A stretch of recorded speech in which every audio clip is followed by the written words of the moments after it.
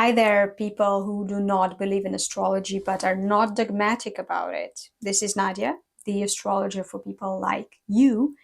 And now, as Mercury retrograde wants us to do, I looked a little bit back to what my plans were and what I was supposed to do before, and find myself upset about not having a big fat video about the astrology of the next 2 years, because honestly it is absolutely fascinating and in a very good way. And I know that the general mood is more like weird at best, and that there is very little certainty, and that a lot of folks are feeling cautious or pessimistic. All the more important, it seems to say that astrologically it looks much brighter than in the imagination of a lot of the people I know. I will read from a forecast I wrote for August, a jewelry brand that is made by people I know and admire. That should explain it. Here goes. Change is inevitable, but what we have been missing lately isn't the stoic acceptance of it, of which we had enough. We've missed the thrill of possibility, the inability to contain our excitement. We've missed buzzing with anticipation, being giddy for the new, right? Luckily for us, 2025 is just the year to anticipate this new, meet it head on, and open up to even greater possibilities. We're not talking about a minor vibe shift here, it's a full on era reboot. Three powerhouse planets, Neptune, Uranus, and Saturn, are set to change signs, following closely after Pluto, which just landed in Aquarius in 2024. I was writing this at the end of 2024. The year 2025 starts off steeped in earthy and watery vibes that defined the muddy era of 2019 to 2024. I will talk about this muddy thing a bit later. But don't worry, by summer, the more spirited and upbeat air and fire signs will take over, ushering in the missing spark of excitement. Think of it as stepping out of a swamp and onto a high-speed highway of possibilities. The momentum doesn't stop there. While the energy will intensify in 2026, at the end of 2025, the same pioneering planets will pivot back for a new month. Will pivot backwards for a few months, perhaps a cosmic nudge to tie up loose ends before we accelerate full throttle into what's next. Doesn't that sound good? So, in astrology, when several factors point in the same direction to something happening or to some topics becoming more important, it is said that the probability of the thing happening or of being important is then getting higher. And 2025 and 2026 are the years when the Western and the Chinese astrology are sort of pointing in the same direction. Let's start with the Western perspective, where I'm more skilled and well-versed.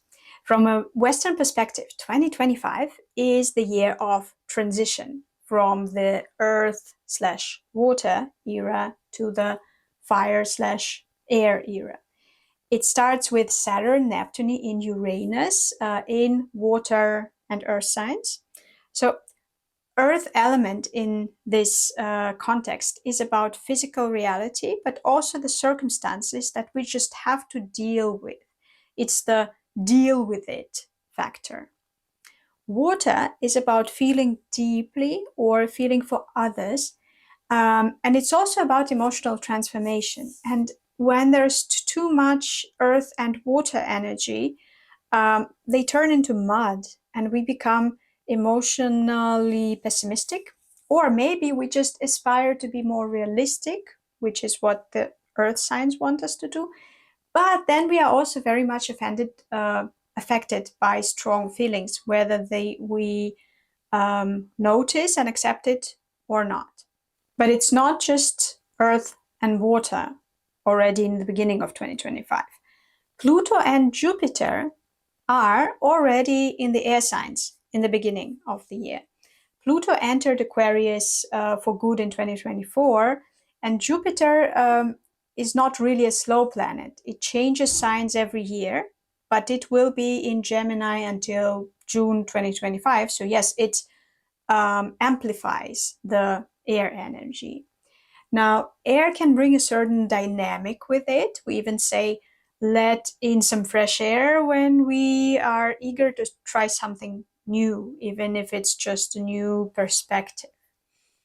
Air moves fast and it brings new ideas and circumstances and contexts and points of view into our life. But there are no slow planets in the fire signs. And without fire's purpose and drive, all of this movement that was brought in by the air signs may feel scattered and lacking direction. Before summer, though, Saturn and Neptune will leave the watery Pisces for fiery Aries.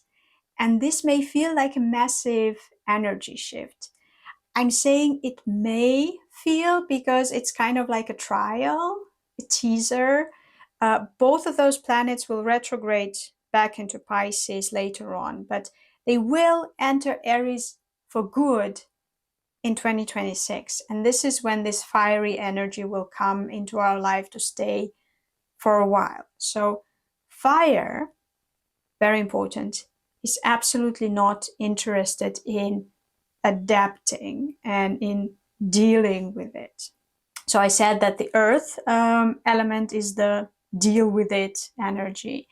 And when there are many planets in the earth signs, we mostly need to learn how to work with what we have been given. Air and water are not much better in this regard. So water signs can transform feelings, yes. But in order to transform feelings, they need to accept and experience those feelings deeply. That takes a lot of time. And this is also a process of adaptation. Air is more dynamic, and Pluto in Aquarius has the potential to bring in some significant change. But it's connected more to progress rather than to spirit and inspiration and drive. And Jupiter in Gemini can be the chaos agent, or alternatively can be really good at making bold tactical choices, but without the unifying idea or a strategic direction. Well, fire is very good at igniting and inspiring and creating a sense of urgency and drive. It can give us passion, make us emotionally fired up. This fire energy, especially after in the middle of 2026, Jupiter moves into Leo, may feel like a surge of confidence, passion, and drive. And it will also be easier to identify personally with whatever it is that we are fired up about. So there will be more personal involvement, which I feel is lacking at the moment. It's a bit like a cure for cynicism, to be honest. And so if people were feeling emotionally exhausted and stuck in analysis paralysis or were lacking direction, this will end for most people and it will feel like a completely different part of life. However, the old earth/water era will have its final say in the final months of 2025 and also a tiny fragment of 2026. But this is truly a swan's song, the end of this era. Jupiter will be in the water sign of Cancer, helping us to process this transition emotionally. But after that, it will be over, gone.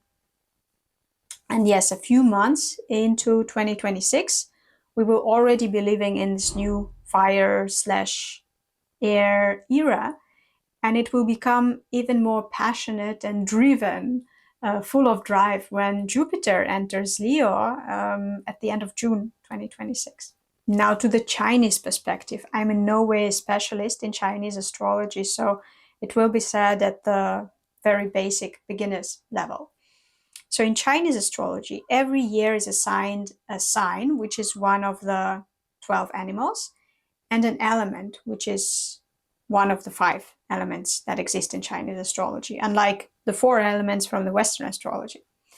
Every new year starts with a new moon, which in Western astrology is always a new moon in Aquarius. If it's not always a new moon in Aquarius, and you know about it, tell me. But from what I could gather, it's always a new moon in Aquarius. And if there are 2 new moons in Aquarius in one year, which sometimes happens, that would be the first one. So most of the year of 2025 is the year of the wooden wood snake. Snake is a beautiful creature. And in Chinese astrology, it's a yin character, so more receptive rather than assertive. But the coolest feature of the snake is its ability to shed skin. So snake years are amazing for transformation and renewal and for letting go of the past, which is very much compatible with what we are supposed to do according to also Western astrology. To say goodbye to the old era and to transform into people who would be able to live in the new, brighter era. Then, in the middle of February of 2026, right when the slow planets that retrograded back into their old boring water/earth signs begin to shift to fire signs and then later to air signs, begins the Chinese year of the fire horse. Now, fire, that's a wonderful, amazing coincidence that this element is becoming stronger in both the Western and the Chinese astrology. But the horse is also a fiery character. It's bold, it's rebellious, it's charismatic and enthusiastic and action driven and daring. So, see, 2025 is for shedding old skin, transforming, finishing up the old business. According to Western astrology, we're also supposed to get a bit of a taste of the future exciting developments in the summer months and maybe September of 2025. But then we will need to backtrack to probably finish something up before we're ready to move on. Just like the Chinese snake would want us to do. And then in 2026, especially after February new moon, things will really start moving fast. Thanks to the fire horse that rules this year, but also thanks to the slow planets that are again for the second time moving from the watery sign of Pisces into the fiery sign of Aries. And then a couple of months after that, Uranus will move to Gemini, and then Jupiter will move into Leo at the end of June, I guess, 2026. So in the middle, in the middle of summer of 2026, it will be full on. Now, why am I so positive about it? So yes, fire and air are more dynamic than water and earth, of course, at least on the symbolic level, right? But is it necessarily a good thing? Why am I so excited about this shift? Didn't life teach us that living in interesting times is a curse? Well, there is another aspect of astrology of 2025 and 2026 that looks pretty damn positive, and it is the harmonious aspects between those slow planets. Those aspects work both when those planets are transiting the final degrees of the water and earth signs, and when they are exploring the first degrees of the fire and air signs. And the peak of this harmonious interconnectedness between them will happen in spring and summer of 2026. So this is when all of those slow planets, including Jupiter, it's not even that slow, are helping each other. The helpful harmonious aspects are the blue lines in the picture. And okay, Jupiter is also opposing Pluto. There is this red line. But Jupiter is such an overall pleasant, positive planet that even a hard aspect from Jupiter may feel like a good thing happening. And so this abundance of harmonious, helpful aspects between slow planets means that initiative is likely to find support. Cooperation will be happening more often and more successfully than normally. Circumstances may organize themselves in a way that just allows things to develop faster and smoother. And it can be a time of cooperation and momentum and synchronicity, which is amazing. But of course, there's a negative side to everything. One kind of benign negative side is that harmonious aspects don't actually try to push us into something. So we can be lazy about it and not use those aspects, which I think is unlikely. Looking on my clients and people I work with, they are very opportunistic. But the other negative thing is more in your face. It's a configuration that bothers me as well as a lot of other astrologers. It's the conjunction of Neptune and Saturn once they enter Aries. They will be occupying more or less the same spot in the summer of 2025, as well as a few months in 2026.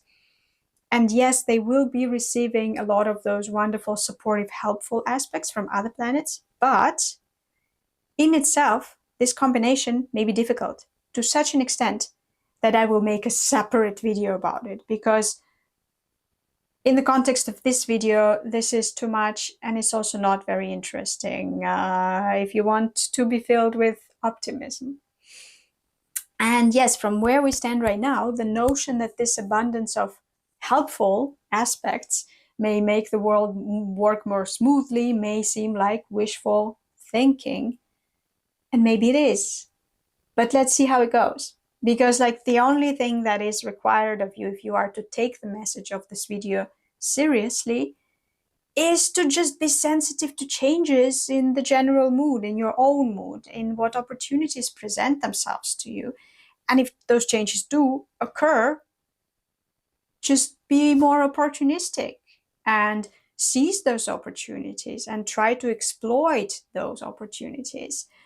And try to notice the cases in which circumstances have changed. New people have appeared. New opportunities have also showed themselves. Some doors will open in places where it's not like there were closed doors there. There were just nothing there. And now suddenly there's a door and it's open. And yes, a degree of opportunism is required to benefit from it. Okay, that was it. I really wish you to become an opportunist for the next 2 years. And I also wish you to have the best time whenever you are watching the video. And I'm going to go and buy some groceries because today I'm cooking the dinner for the family. See ya.